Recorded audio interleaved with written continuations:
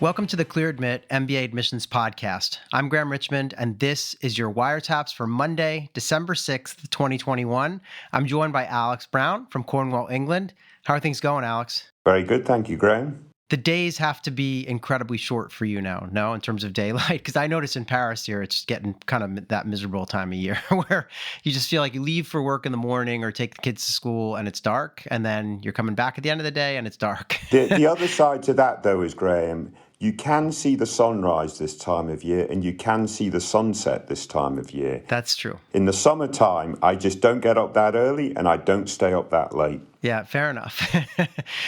So what's going on the MBA admissions front? I mean, this has been, we're recording this, Thursday week prior here. So this has been a busy week this past week. And I know the week ahead here, people are tuning in maybe on Monday. The week ahead is going to be really busy, right? With round one decisions. Yeah. We're in the midst of what we call decision weeks, right? So last week, Chicago, Yale, I assume that Yale was scheduled for Friday of last week. So, and London Business School. And this upcoming week, Harvard and Stanford are amongst a whole host of schools that are releasing decisions this week. So this week is going to be very, very interesting for lots of round one candidates. So fingers crossed, everybody. But yeah, an exciting week ahead. Yeah, you and I say exciting. I think it's fraught with peril and nerves for most of our listeners, but we do wish everyone the best of luck. I know a lot of you have been tuning in and kind of hanging out with us week in and week out, and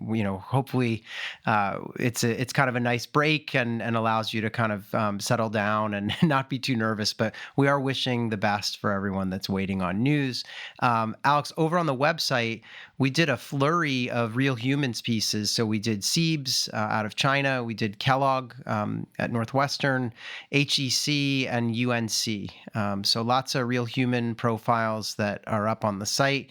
And I also noticed that we did a Q&A with David Simpson over at London Business School, which is great. And I keep meaning to have him come on the show. So I'm going to email him, and maybe we could do a special admissions director Q&A with him on the podcast, and maybe both of us could do it. We'll have to see if he's willing to give us some time. Yeah, just ask him to reply to my WhatsApp messages when you speak to him. Yeah, well, he doesn't always reply to mine either, so I don't know what's going on. But but anyway, really good Q&A with him on the website. If you're interested in LBS, you'd be a fool not to read that. I also noticed we've just had a lot of interview reports coming in. Obviously, I think people are, interviews are almost wrapped up at this point, and I think what I hope is happening is people feel a good amount of gratitude towards the candidates that came before them who filled out interview reports in past years and have really helped to build that archive we have on the website. We also do give out like gift cards, I think. There's like Amazon $10 gift cards for people who submit certain school interview reports each week. So stay tuned. I think those are posted every Monday or Tuesday on the website in terms of which schools are eligible. But yeah, we always love to see those reports coming in. And other than that, talk a little bit about Clubhouse, Alex, because I know we were back on Clubhouse last week for the first time in a little while, and yeah, what do we have planned going forward? Yeah, I mean, it was fun actually. We'd taken maybe 3 or 4 weeks off of Clubhouse, so we had a Clubhouse meeting last week. The audience was a little bit smaller, and that's not surprising given that we'd not participated for a little while, but it was a great audience, a lot of familiar faces, names or whatever, and conversation on stage. And obviously those folks are waiting for those round one decisions. So some really interesting conversations. So I think we're going to plan to maybe do Clubhouse every second Thursday at this point. So not this Thursday, but the Thursday of the following week. And at that juncture, Graham, most people should have heard all their decisions from round one. So we hopefully will have a really interesting conversation about that. Yeah, so we'll be back on Clubhouse noon Eastern, December 16th. And I will say, Alex, the one thing that's interesting about all this is that the podcast is kind of a one-way sort of, experience. People just consume it or whatever. And the difference with Clubhouse is that we actually get to know and hear from the folks that are often regular listeners of the show or just regular community members over at clearadmit.com. And so now I'm like personally invested in learning what happens to some of these individuals that we've been engaging with. So yes. I'm a little bit on pins and needles too, but rooting for everyone. I did want to mention that we know how we always ask for reviews and people people, write reviews in Apple Podcasts, but a lot of our listeners listen on Spotify, which doesn't allow for people to review. But I wanted to read on the air here. We got an email from someone who listens on Spotify, and it was just incredibly touching. So I'm just going to read that out for people to hear. And basically, the person said, "Hi, Graham and Alex. Spotify just released their year in review, and Clear Admit's MBA Admissions podcast was my number one podcast this year. I started listening only from mid-August or so, but then didn't stop your podcast from getting the number one spot. Really appreciate both of you for the work you guys do on the podcast, and special thanks to the producer, Dennis Crowley, and the rest of the Clear Admit team as well. You guys featured me on episode 183 and gave me great advice to get my goals straight and asked me to set my eyes on round one apps. This advice made me think long and hard about my future career trajectory and how an MBA will help me get to where I want to be. This podcast is a constant source of motivation, and it also provides me with great information that helps me shape my candidacy for fall 23.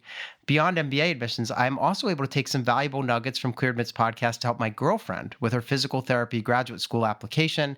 I'm really thankful for all of Clear Admit's services. Thanks again, guys, for all the great work." So, Alex, I hope, hey, maybe we'll get invited to that wedding, since he's helping his girlfriend get into physical therapy school, and he's going to owe that to us, right? So, Yeah. No, I think that's absolutely brilliant. But also, it came along with a really cool graphic from Spotify saying that we are their number one, whatever. I hope we've kept that graphic, Graham, because I thought that was pretty slick. Yeah, the people at Spotify were probably really bitter. They had to go and dig up, they had to create this special image with our logo and everything. He's probably the only one, right? For who it was the number one podcast. But no, that was very cool. And we really appreciate that person writing to us. And yeah, just that really makes our day. And yeah, it just makes it so much fun to do these episodes and yeah, to offer everything that Clear Admit's up to for everyone to take advantage of. So if you want to send us mail, you can write to info@clearadmit.com. Use the subject line wiretaps. You can also leave us an audio message, like literally just make a voice memo on your phone, send it in, and we'll play it on air and answer it. We haven't had any of those yet, Alex, so I'm thinking it's not super popular, but we'll continue to put the offer out there. But otherwise, do you want to get into the candidates that you've picked? Because you have some interesting ones this week from all points across the globe, it seems. Yes, let's kick on. All right, so this is Wiretaps candidate number one. So this candidate wants to start school next fall, and they've got 9 schools on the target list, and those schools are Berkeley, Columbia, INSEAD, LBS, MIT, Kellogg, NYU, Stanford, and Chicago Booth. And this person's been working in sales and trading, well, initially in sales and trading, and then they moved into a kind of food delivery startup. Post-MBA, they want to get into consulting and/or tech. And initially, target companies are going to be Bain, Booz Allen, BCG, McKinsey. Their GMAT score is a 740 and their GPA is a 3.5. They've been working for 4 years and they're in Hong Kong, but they've also spent some time in Canada. In fact, they went to a top Canadian university where they studied comp sci and finance, and then they moved to Hong Kong when they graduated.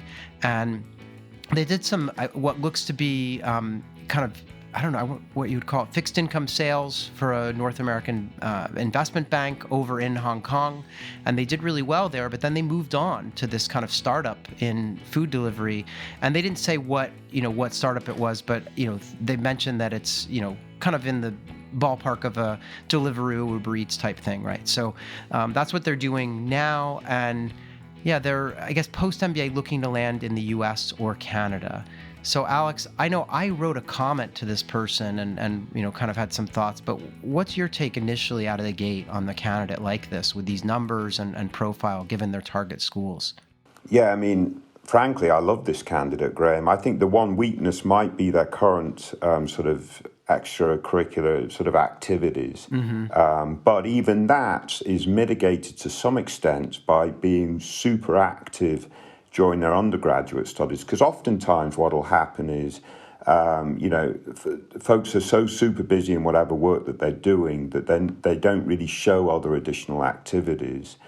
But if they can point back to their undergraduate experience and show that they were a leader on campus and they were fully involved and engaged, I think AdCom really understand that. But anyway, so why do I think this is super strong candidate, Graham? I love that pivot.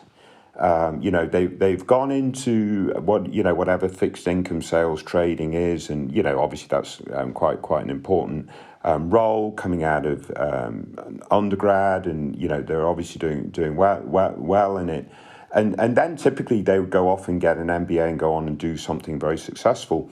But I really like the candidates that maybe did 2 or 3 years in banking or in consulting or whatever, and then switched to a different role before coming to the MBA, assuming that role makes perfect sense for whatever they want to do going forward and so on and so forth. But in this case, they went into what looks like a very entrepreneurial sort of environment, and it's sort of food delivery, and it's a dominant player in whatever their region is, and they're sort of helping grow the business from a sales standpoint, and so on and so forth. Frankly, Graham, I love that. And you Yeah. combine that with great stats, or at least stats that are very good and so forth. Yeah, I'm a big fan of this candidate. Yeah, and I think, when I initially responded to them, I pointed out two potential weaknesses for me. One was current extracurriculars, but as you say, they were really active in undergrad, and hopefully they can point out some stuff that they're doing now, even if it's more hobbies or, informal things, just so they don't appear to be too one-dimensional or anything. It's also going to be, I think, understood to an extent that if they're working in a really kind of startup environment, intense, et cetera, that they might be putting in a ton of hours. And, I think most of our listeners know that schools ask you often how many hours a week you're working, and that does factor in with their expectations for your ECs. The other weakness, though, for me, and I don't know if it's fair to call it a weakness, but I was hoping for career goals that would draw upon this mix of kind of finance expertise and now startup in the sort of food delivery space, which is a really interesting space that, clearly took off during the pandemic because of people's need to sort of stay in, but still want, food from the outside world. So I think there's a lot going on there, and that I was hoping to hear, oh yeah, I want to get an MBA so I can go and take on a much more senior role at an Uber Eats or, Deliveroo or, Amazon Whole Foods, or I don't know what they might want to target. And so I pointed that out to them, and I said, wow, you might be missing an opportunity to sort of differentiate yourself.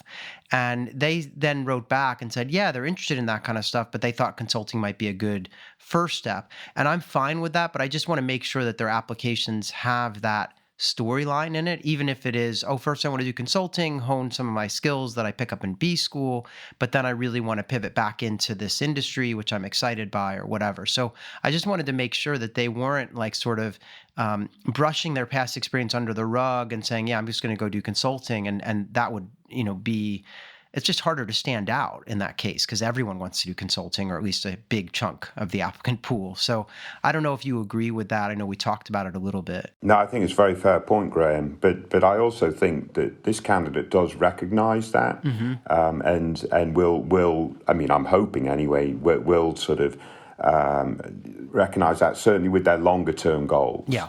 So consulting in the short run, longer term goal going into an opportunity that sort of takes advantage of what they've already done. This is a complete aside, Graham. Yep.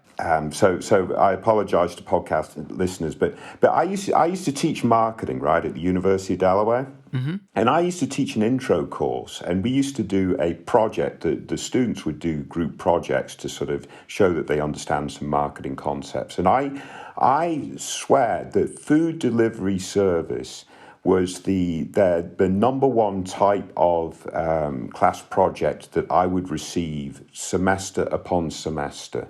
And this is the mid-1990s. Yeah. But it's completely hot right now. I mean, it has been for a year or two, but as you say, with the pandemic, it's completely accelerated. But yeah, food delivery, I remember that in the 1990s, the students were really passionate about coming up with those types of business where they go to the local restaurants on Main Street in Newark, Delaware. They'd sign them up as part of their service and so on and so forth. So yeah, it's pretty cool. Yeah, I think it's just taken a little while. I mean, because I remember even, several years later when I was at Wharton, people were interested in this idea, even with all the food trucks you have in Philly that make really amazing food, that people are like, oh, it would be cool to get this stuff delivered to your door. But I think one of the things that's happened is that I feel like, the app universe has really facilitated this. Yes. And people, yeah, the fact that everyone has a mobile device in their pocket that can do all these different things and help, just eke out even greater efficiencies. Yeah. But yeah, it's really interesting as a space, and yeah, definitely has taken off of late. I'm guilty of using it quite a bit myself. In any event, let's move on though. I want to thank that person for their post, and yeah, wish them the best of luck as they get these applications in and wait for news. But yeah, I think really strong candidate who should end up with some options from that group of schools on their list. So let's move on though and talk about Wiretap's candidate number 2. So this is another ApplyWire entry candidate targeting next fall. They're going to be applying, I believe, in round 2, and they've got just 3 schools on the target list, at least when they posted. They said Harvard, Stanford, and Wharton. And pre-MBA, they've been working in, they say, at a derivative structuring desk for one of the top investment banks. They want to get into private equity after business school, and they indicate target companies like Blackstone, Goldman Sachs Principal Investment Group, KKR.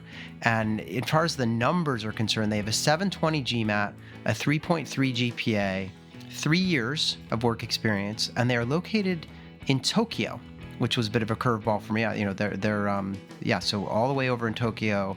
They indicate that, they're now doing, I guess, they started with this sort of derivative structuring stuff for a big bank in Japan, but now they've more recently, I guess, moved into real estate private equity. And again, they are applying round 2 this year.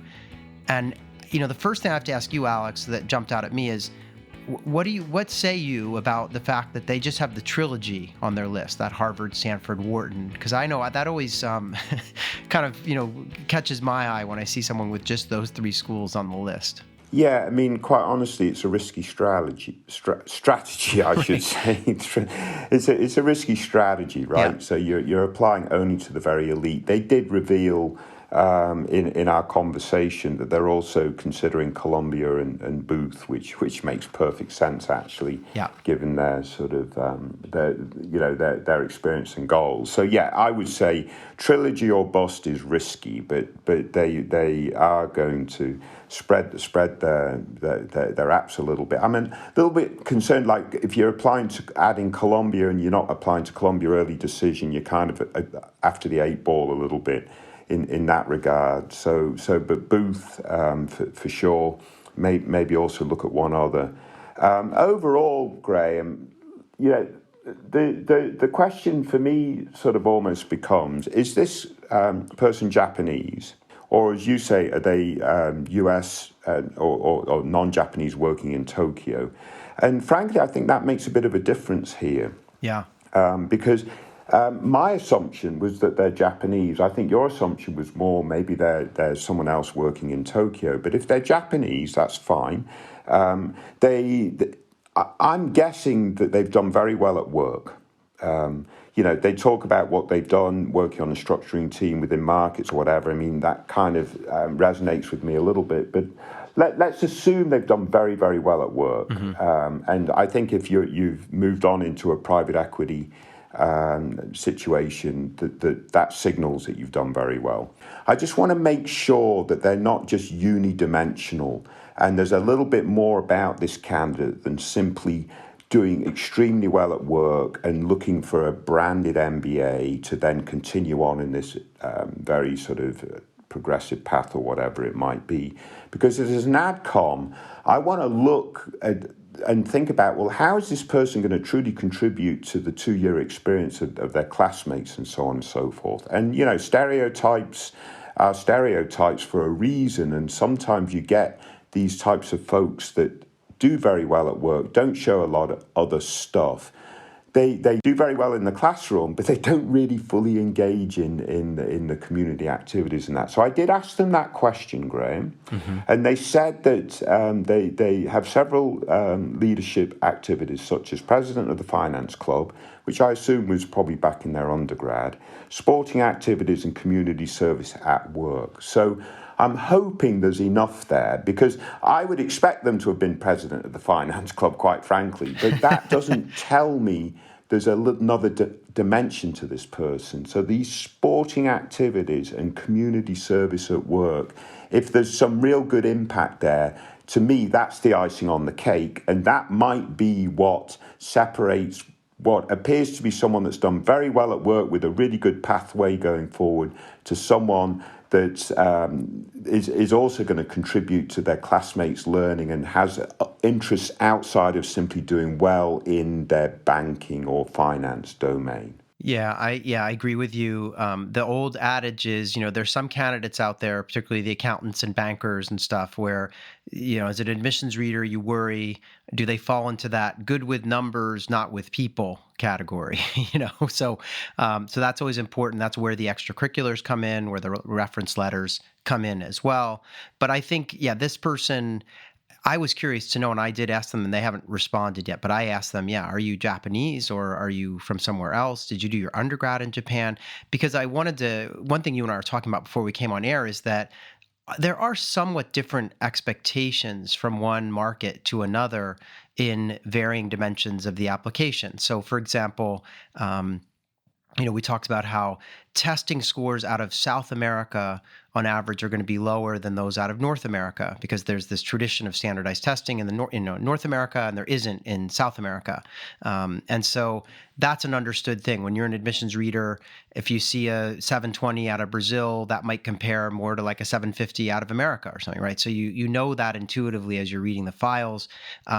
And I wonder, when you see a candidate from a market like Japan, where work is super intense and there's less of a tradition of lots of outside activities and stuff, do you allow for that? And so I don't know if you want to comment on that, because I think that there is some leeway there. But again, when we're talking about the very top schools, namely the trilogy here, you kind of need to do it all, right? Yeah, there is some leeway. I think you're right. But the point is more, let's say you are that Brazilian with a 680 GMAT. If you know you can improve that score by 10 or 20 points, you go and retake the test. Right. So if you're Japanese and you've obviously done extremely well at work, but there are other aspects of your personality and your profile that show that you're not sort of unidimensional, you want to make sure you do highlight them through your application. So it's more of sort of guidance to make sure that other stuff comes through well, because they want to break that stereotype to some extent. And it's like, oh, wow, we've got this person from this region of the world and they do all this stuff. That's very cool. Yeah. And I think the other thing I want to mention is that there are advantages either way you look at this. If this person is a Japanese national, there are relatively fewer Japanese candidates applying to these top schools, and they're often coveted. So that's a benefit as long as they can tick the other boxes and things. So that's a good thing. If they are, let's say, an American or a Canadian that somehow ended up working in Japan, that also could be interesting because it makes them a bit of a global citizen. It's a differentiator, and I would presume they'd have all kinds of stories to tell about adjusting to a new culture, maybe learning some language. So there are benefits there potentially too. But just we don't have the full picture on this candidacy. But I think, they're competitive at the same time. The numbers are 723.3, that they're going to be below average at these very top schools, which is amazing to say. So they're going to need to work to get in. It's not going to be a slam dunk kind of thing. And it never is with these very top schools anyway. But still, so they just need to go in with their eyes open there. And I'm going to wish them the best of luck as they buckle down over the holidays here and get all these applications together to submit in round 2. I think, very good. Best of luck to them. Yeah. So let's move on and talk about Wiretaps candidate number 3. So this is another ApplyWire entry. Again, someone looking to start next fall. They are targeting just 3 schools: Carnegie Mellon, Emory, and UT Austin. And they've been working in engineering and consulting, or I guess what they call engineering consulting. So I guess that's what I should have said. Post-MBA, they want to get into consulting. And the companies on their list are A.T. Kearney, which I think is now just called Kearney, Bain, and BCG. The GMAT score is a 710. And the GPA is a 3.9. They've been working for 4 years. They're in the U.S. and they want to stay in the U.S. And they mention in the comments that they are from the extreme ORM side of the applicant pool. They specify South Asian, male, non-U.S. So I think that means that even though they're living and working in the States right now, they're not a U.S. citizen. And they mentioned that they think top 15 schools are out of their reach, considering they have a lower GMAT 710. They mentioned that they got a 49 on the quant and a 37 on the verbal, and they've had a couple of promotions at work. So we can get into it, but what do you make of this candidacy? Because 3.9 GPA is pretty stunning, and they're in the U.S. now working, but 710 GMAT might be a little below average for the very best schools. But yeah, what do you make of them? Because they have the schools on their list, are schools sort of top 20 type schools that are very much in range with these numbers. But yeah, what's your take on this? Yeah, I mean, this is a tricky case, I think, because on the surface, someone with a 3.9 GPA, I'm assuming it's in an engineering discipline. Yeah. And if that's the case, that's ridiculously good. Now, their GMAT 710, you would say, well, that's not off the charts. But it's still a decent score. I'm kind of curious why that GMAT isn't even a little bit higher, quite honestly. If you've got a 3.9 GPA, if that GMAT was at that 740/50 or whatever, then that would be sort of more aligned, I think, with the GPA. But nevertheless, I think this person is super smart. And, for the target programs that they have listed, you'd think, well, actually, maybe they should be aiming a little bit higher. Let's assume they've had several promotions, engineering consulting. Let's assume they've done well, and if that can be reinforced by their recommenders, and their recommenders say really nice things about them, and they seem like a potential strong future leader and very likable and all that other stuff, I would say, well, they should be applying M7/top 16 in terms of that would be where they would fit. The issue here is it sounds like they might be, let's say, Indian heritage, currently living in the States, maybe Indian national, but certain Indian heritage living in the States. So they are overrepresented. They didn't apply in round one. That's the kicker here, Graham. Yeah. To me. Yeah. If they'd have been able to get their ducks in a row and target round one, then I'd have been like, yeah, target some top 16 at least. So what I'm looking at here is, what about outside of work? Like, if this person comes across as really well-rounded, as super interesting, and super likable, engaging, and so on and so forth, I can really still see them being a good top 16 candidate. And hopefully they'll see some really good results from the schools that they've targeted. But they should probably add in maybe one or two others, like Michigan Ross or something like that. The reality is, unless they get rejected, let's say they do target these three schools, which are very good programs in of themselves, and they get 3 admits, are they going to look back and say, did I aim high enough?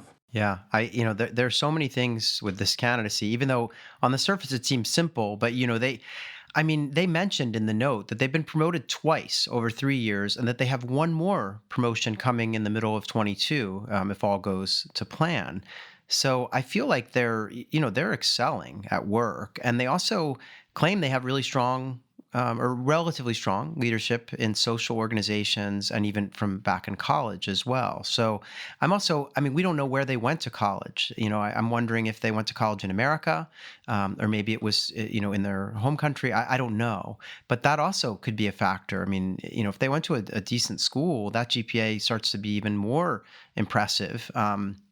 So I couldn't help but think that, wow, if they had retaken the test, and by the way, their current GMAT score, which I mentioned, is a 710, but the breakdown is 74th percentile math and 83rd percentile verbal, which means it's pretty balanced, so it's not like they have one sort of big deficiency or anything. And, 710 is a very respectable score.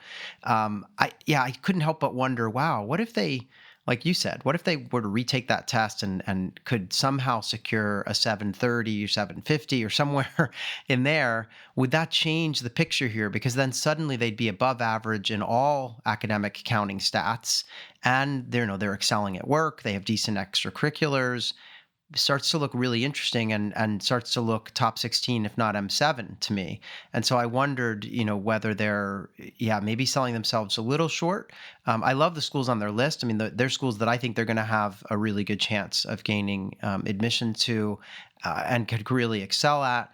But I just wondered, gosh, what would this look like? And the other question I had for them is, boy, what if they waited another year? What if they just took the time this year to really work on hitting the GMAT out of the ballpark Right. and to maybe bolster some of their current outside activities, get all their ducks in a row so that they could hit round one next fall with all the top schools and go from there. But again, maybe that doesn't work for them in terms of their personal life or schedule and stuff. But that was something that did occur to me as well. Yeah, I think that's a very good point. I mean, they've got, well, they say they'll have 4 years of experience, so that's fine in of itself. I think the reason why you're bringing this up, Graham, is if they can continue on a good sort of progressive path at work, get that next promotion, but then apply in round one.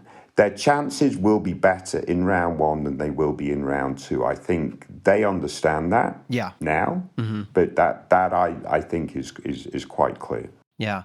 So, and then the last thing I wanted to ask you, and this is just more of a philosophical thing, but they had this note in their initial post where they said, that they're open to considerations about which schools they should apply to, right?